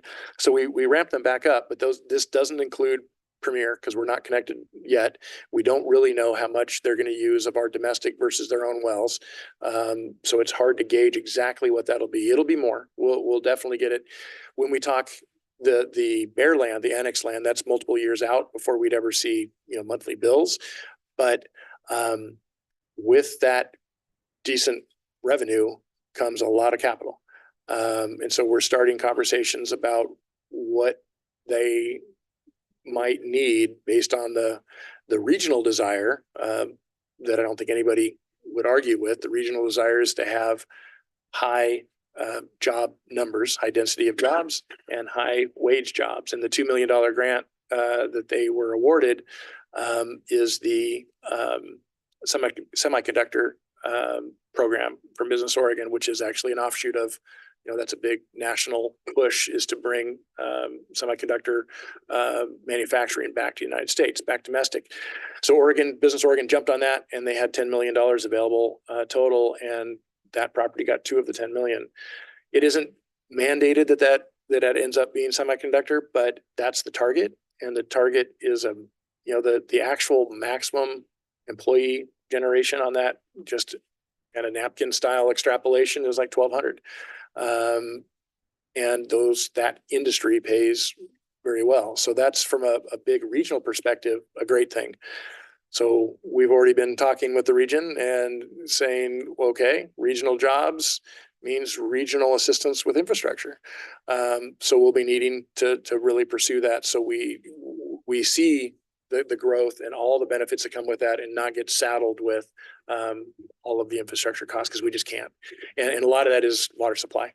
And so that's a whole new, or not new, it's a revisiting of that conversation, because that's significant amounts of water and wastewater.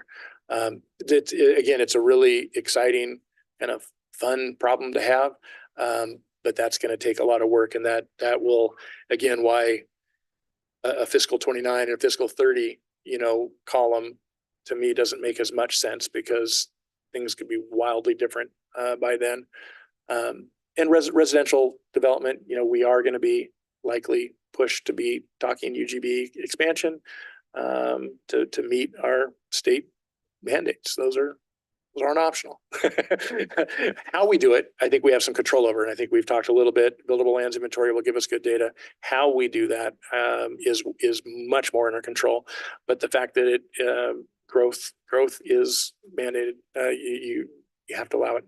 So all of those will change. And I think the rate conversation will be interesting. I think that the challenge will be we need rate and revenue in all funds. So tree fee needs to probably be modified. We've been talking internally about expanding that to be a parks and public facilities fee, to not just have it be very narrowly able to be used. Basically more general fund revenue, basically. A future storm drain fee once the stormwater master plan is done, water rate increases, wastewater rate increases. Do we, what is the totality of what we need? And then look at that as a percent increase. When you start adding those different pieces up, that's significant to residents and business, depending on the business. So the accumulated rate that we're talking about needs to be discussed. And that's why, some of them have more advantages than others. The diesel tax, if we get the nexus right, we can make that happen. That doesn't come nearly as much out of local residents' pocket. Streetlight fees. Streetlight fees, some of those are ours, some of those are not. So do you mean, what do you mean from a revenue? Cities on their utility bills, they have a fee for streetlights. Salem does, for example. Mm-hmm. Well, yeah, it depends on if you own and operate them. We could look at that, because you can't charge more than what your expenses are for them. But yeah, it's a component. It definitely is. And again, that's part of that whole put everything on the table, big matrix, and then see what are the pros and cons and legal abilities and the nexus that we can draw to make them defendable. But yep. Because John would like us to light up this. Yeah. Yeah. Right. All LED saves money and Facebook. We've converted the ones, many of those out already. Yeah, and the new, Lower them yeah, well, 40 feet. some places we can, and some, again, we have others that regulate us. Yeah, so I think we hit on water. Wastewater is a somewhat similar animal, it has some differences. If you look at the revenue side, this fund, as it was originally designed when the STEP system, the big wastewater system came into play, the Urban Renewal Agency was created specifically to be a financial contributor to paying for that system. And that's the 375,000 shown there in intergovernmental. That's a movement from, we debated with the auditors about whether it's a transfer or whether it's revenue expense between the two entities. But in any event, 375 goes there. That is capped at 9 million. And so we'll be putting some projections together to see where we actually hit that, because we have a little more than 375 there now. So we could apply more than 375 now. It just means that we reach the 9 million faster. So it may or may not be advantageous to do that. But that's something we'll look at. And again, charges for service, Councilor Lehman, this one's much more straightforward with a 5% decrease or a 7% or whatever, because it's really just a fixed monthly fee. It is pretty direct on applying a rate here. And again, that's, the thing I think we talked about it in the council retreat, from a staff perspective, there really is no rate reductions ever. Costs for maintaining the system never go down. Regulations never get lighter. It's just more and more and more expenses to operate these systems. The flip side, we do an awesome job of operating them. So I still think that the community is getting great value for the dollar. The systems are in great shape, especially wastewater. Ryan could probably talk all night if we wanted to talk membranes and what they've done to extend the life of those membranes. It's impressive. The system design helps that, but a lot of what helps that is Brian and his team managing the plant the way they manage it. So we have great stuff, but it still costs a lot. Let's see, other items of note, probably the debt service, when you flip the page and look at debt service, go, ooh, that's quite a bit more than any of the other funds. And that's, of course, because wastewater plants and STEP system construction is pretty darn expensive. For those of you that were here when that was going in, it was expensive then. Doing it now, I don't know what you take that number for then and multiply it by 2.5, 3. I don't know. To save us money over other options. I think it was a smart move. I honestly, I don't have all the ins and outs of, what was on the table at the time. I think it was a smart move for those that made the tough call to do it. Yeah, and this one has the same, the fund balances are declining at a real consistent clip. We are subsidizing operations with our savings accounts, our fund balance savings accounts, and it's going down at very similar chunks each time. So we have to reverse that. And unfortunately, if you do the math quickly, 5% doesn't reverse that. Talking higher rates to reverse that decline. And again, looking at SDCs in this case, it's the highest SDC balance we have.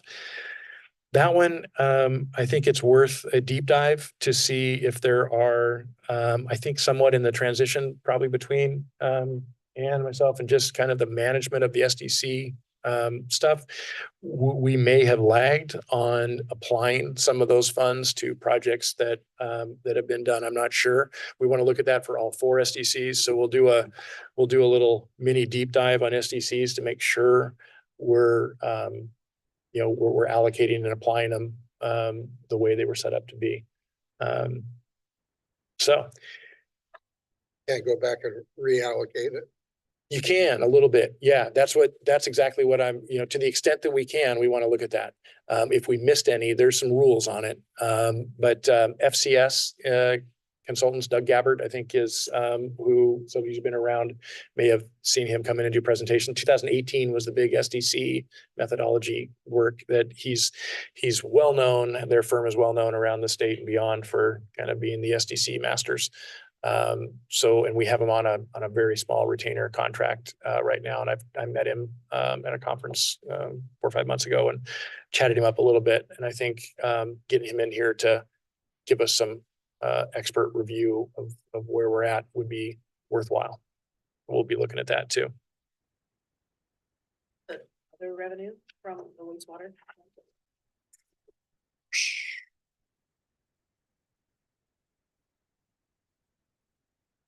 That is, I just put that in there, other revenue. Oh, I believe I'll double check this and get it to you next time. I think that is the LID payment. So some people are on long 10-year payment plans for their for the system. We are paying when the step system began. So that is ending, I think, this December. We're getting really close to that 10-year period being up. So that's why that tapers off. And again, that one is sort of depends on when people sell, they get paid off in lump versus paying the same payments, all the way through the 10 years. So the administrative headaches of that are almost done also. It's not super easy to deal with, but Greg's got it handled. He's got it all figured out.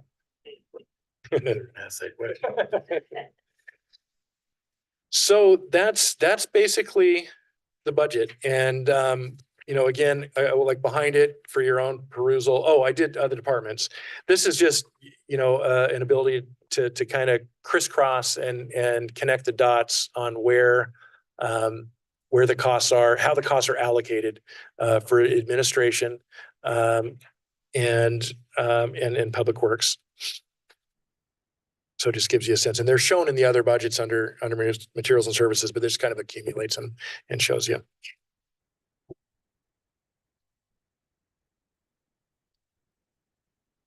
So I did a bundle of talking. I'd be curious to hear, have we missed any kind of big chunks anywhere that were expected either in this meeting or the next? What would be helpful for you to maybe better understand this? Did we cover most of the bases? Any sort of feedback, any and all, either now or later? I think some value in saying it now when the whole group can hear. But I also know you haven't had a chance to dig in. So I just would love to hear any and all.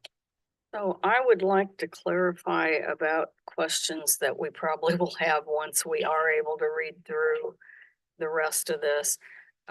What would you like, how would you like that to be? Say if I had a question, do you want me to email it to you, to someone else at the city? I think, having it to me, and then we'll as a team go through this, because the team really, I had a slide that we ended up not using the intro. This is really the leadership team, the 7 of us. It is a combined budget. So a lot of that stuff, I'll have my opinions on, but we bounce our opinions off each other and make sure we're not missing anything. So coming to me, I want to collect them all, and then we'll internally answer them all. And then so the goal to me, and what we've had it was contentious. I grew up with very contentious budget meetings in the prior community for 30 years. So we got used to a lot of formality in how that worked. I don't know that we want to get formal, and we had people request information. It had to get seconded and it had to get approved by the committee because people were asking for crazy stuff that took, days and weeks for staff to come up with. Don't want to go there.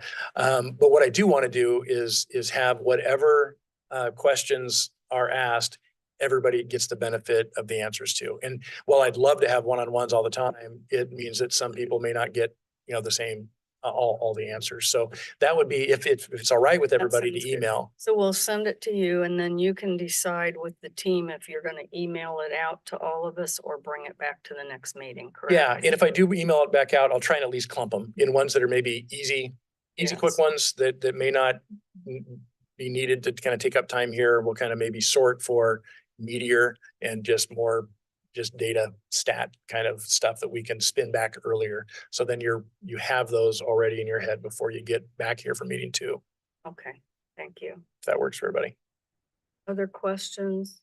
Is it permissible, because we're a quorum meeting, to have the questions given to you and you provide us all with those questions that may help us to stimulate more questions. Yeah, the question, as they come, So if she emails you a question and I don't know if you wanted to answer her back right then or hold it for the next meeting, or are you able to distribute that question to all of us?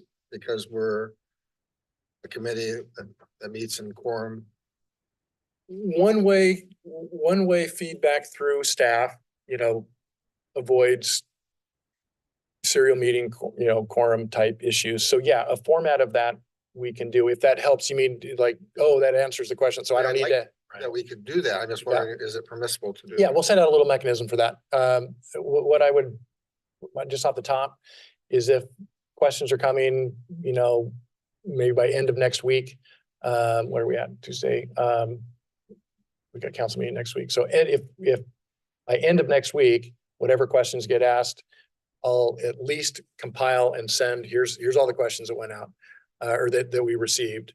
And some of them will have answers, and then some of them I'll at least tag their answers, or this one takes a little more time and it'll come back to you in a meeting. Does that work for everybody? Because then Yes. and then that could then have a second series, and we'll try and do them maybe in week chunks. And then the final week, if there's any last second ones, they're obviously not going to go back out. They'll just wait for the meeting, if that works for everybody, because we have about 4 weeks in between, and that was kind of the goal, was to give enough time to orderly collection of all of the additional questions, especially with me being the new guy and not knowing what all you would want to know. So it sounds like the preference would be to try to get this read and the questions out within a week. I mean, something might come up after that, but we should. Yeah, focus on if that. we could get like the 80% mark, get most of what's in a week, and then we commit to turning that around as a team within a few days after that, at least knowing the easy ones versus the ones that need a little more. That would work. Yes, and I don't think you'll find that we would be asking for anything too extreme. Although some of us have been at past contentious meetings, but we haven't had those in some years now, I'm happy to say. I don't mind the contentious meetings. I just need to make sure if they're coming, I want to have a structure for them. You make sure everybody still gets what they need. That was the challenge, was people dominating and not, taking things off on crazy tangents and it kind of messed everybody else up. So it's always trying to get everybody the same information and good information. Any other questions tonight or clarifications? Put your email address somewhere in here? I've been looking and I didn't see That's a it. good question. Get a I know, list. it's out to the business card. Okay. It's somewhere. You can Google it too, probably. It's somewhere out there. It's just, So, A Hanks. it's all of us are Adam, or our first name dot last name at ci.coburg.or.us. So we're all pretty standardized. Yeah. I think as you're asking that, we've typically had a list of all of us with our emails. So. Yeah, I don't know information, so- if Sammy did it as a BCC on the agenda stuff that went out. If it wasn't BCC, you be on the could pop that open and get meeting everybody's. dates. Yeah. But we also don't want to, as Councilor Lehman said, we don't want to be so friendly amongst the Right. group that there's crisscrossing serial meetings happening. So Yes, we don't want that. And anything that does get that info will be part of the next packet. All the Yes. correspondence in that email will be. Right. back. Right. yeah. So yeah, remember that, whatever you send, it's on record. All right. so- Everything we do. So next meeting, which is May 28th, so we do have some time, will be when we need to be ready to decide if we're recommending the budget to council. So that's why it's really important to have the questions ahead of time and answered, so that we can come in and we don't have to spend a lot of time dealing with that we have what we need to make that recommendation. And leading up to that as well, there's two resolutions, one that you have an actual motion on, one that is just more for FYI, which is that appropriations resolution. So those will be in your packet to see what the appropriation levels will be when it moves forward. Right, and we have a public hearing, correct? Sammy, Yeah, maybe you you'll have better a public talk hearing about on one of the resolutions. that. Part of the For state. next meeting, you want to just summarize what we what we, because we have a URA meeting as well, correct? Correct. We'll have the minute from this meeting, a public hearing on the resolution for the receiving state share revenues is required. And approval of the budget. And embedded in that approval is the tax rate language that'll be part of the, part of that stuff all built out. Any questions?